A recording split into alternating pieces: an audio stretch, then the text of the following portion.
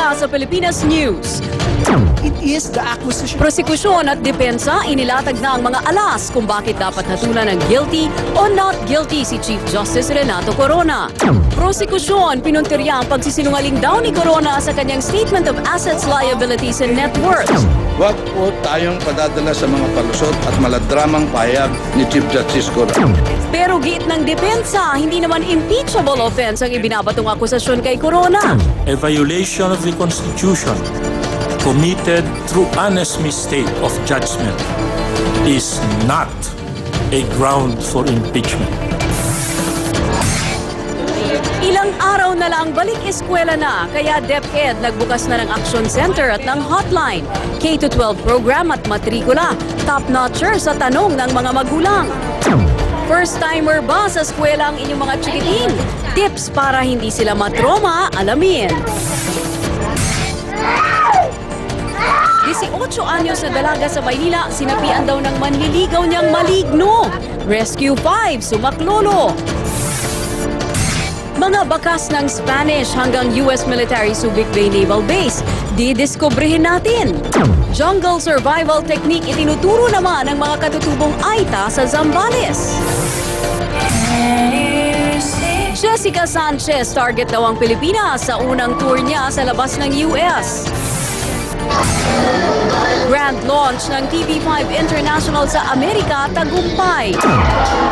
Kapatid Stars, pinasaya ang libo-libong Pinoy na nanood sa Shrine Theater sa California. At mga batang balerina nag-away sa gitna ng kanilang recital. Ang isa sa kanila, pasaway daw.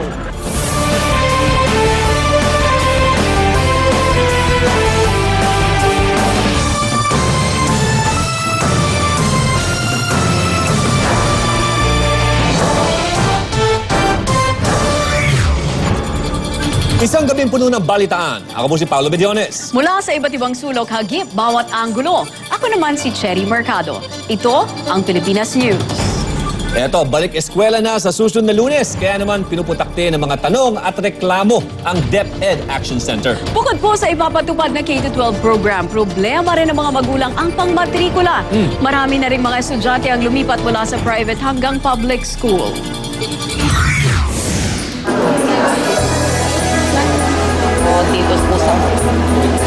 Problemadong napasugod si Nanay Rina sa DepEd.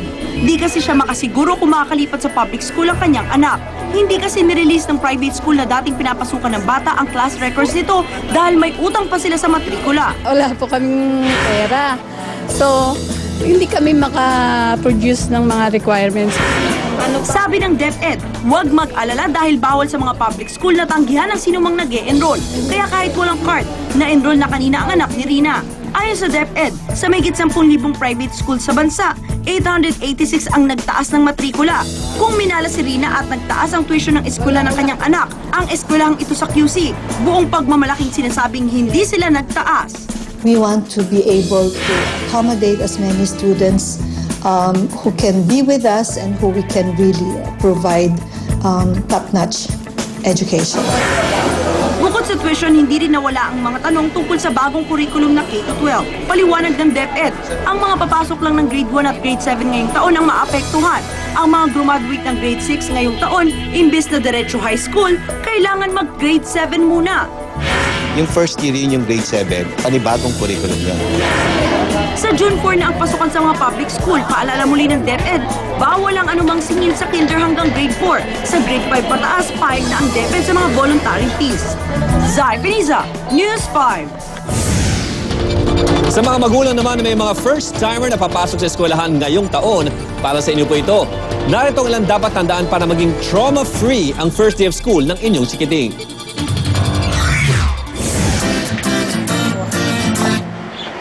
Puspusan na sa paghahanda si Mami Pamela para sa pagbubukas ng klase. First time kasing sasabak sa school ang bunso niyang anak na si Patricia. Excited kasi ako eh. Medyo may kaba. Pero kung si Mami Pamela excited, ang kanyang anak kabado at medyo mailap sa mga di kakilala. Ayon sa mga eksperto, natural lang daw ang ganitong reaksyon ng mga batang first time na papasok sa eskwelahan. Ang point dito, yung kakayahan ng bata na capable na ba siyang makapasok sa school. Payo pa sa mga magulang, bisitahin o ipakita sa kanya ang litrato ng school na papasukan para hindi siya manibago o matakot sa unang araw ng klase. Pwede ring maglaro ng mga school-related activities gaya ng pagbabasa ng mga kwento o pagsusulat ng kanyang pangalan. Sa ganitong paraan, magkakaroon siya ng ideya sa mga gawain sa eskwela. Isama rin ang chikiting sa mga preparasyon sa pagpasok niyan para mabuo ang excitement niya sa pagpasok. Dapat ding turuan ang inyong mga anak na magbihis, mag-CR o magsuot ng sapatos mag-isa. At habang papalapit ang pasukan, unti-unti na ring baguhin ang oras ng pagising, pagkain at pagtulog nila. Mahalagang nakaalala yung mga nanay sa pagsisimula sa pag-aaral ng mga anak. Pero alam nyo ba mga mami na may masama ring naidudulot ang pagiging overprotective sa mga bata? Kapag kasi nakikita ng mga bata na masyadong kinakabahan o nag-aalala ang mga magulang nila, nawawalan sila ng tiwala sa sarili. The more na ikaw ang nagde-develop na mag-instill ng fear sa bata, and that fear can lead to a trauma. So ikaw mismo nag-recreate nun bilang isang magulang. Kaya ang pinaka-importanting tip, hayaan ang inyong anak na diskubrehin ang kanyang bagong kapaligiran. Camila Abadisio, News 5.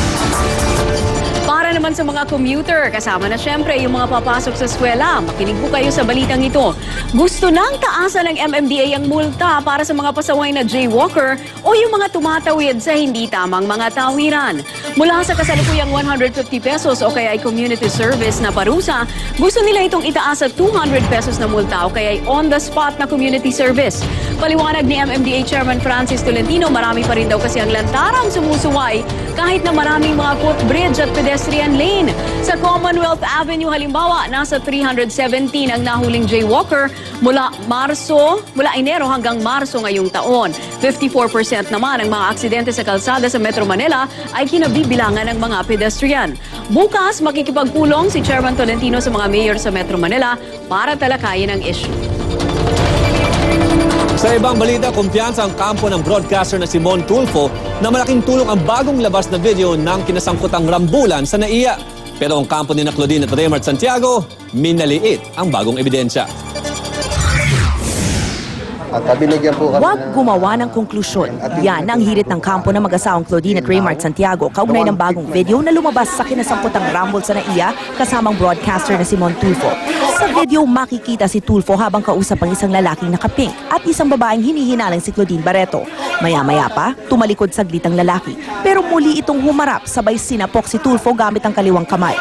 Ang mga eksena umanong yan ang mga unang naganap bago ang gulo ng dalawang kampo noong May 6. Pero ayon sa mga abogado ng mga Santiago, masyadong maiksi ang video para pagbasihan at bumuo ng anumang konklusyon. Posible raw kasing na-edit na ito para itago ang totoo. Nauna nang kinilala ang lalaking nakapink na si Eduardo Atilano na kasama rin sa mga sinampahan ng kaso noon ni Tulfo. The guy in pink shirt was trying to sort of provoke Mon. I was trying to ask who he was, and I think Mon was just trying, Mr. Tulfo was just trying to laugh it out. Naisubmit na rin ang kampo ni Tulfo sa piskal ang kopya ng nasabing video. Kampante rin sila na malaki ang may tutulong ng bagong video sa kanilang kaso. These are bits and pieces of facts that would testify for Mr. Tulfo. Christina Lazo, News 5.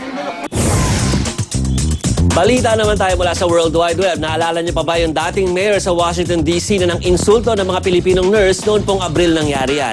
Base sa Interaction.com, nagsorry na raw ang ngayon counselor na si Marion Barry sa isang closed-door meeting.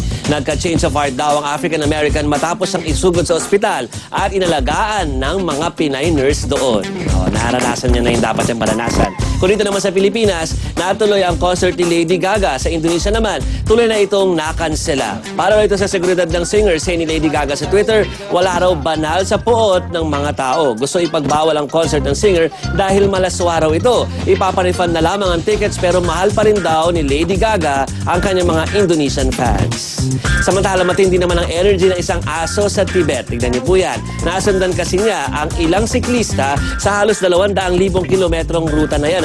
Pinakain lang siya ng manok at wala doon ay hindi na ito kumalas sa race. Minsan daw ay hindi napagod o napaiwan itong aso. Nagsilbi pa nga itong inspirasyon sa isang biker o ibang biker para tapusin ang karera. Balik muna sa inyo, Paolo. Welcome back, Cherry.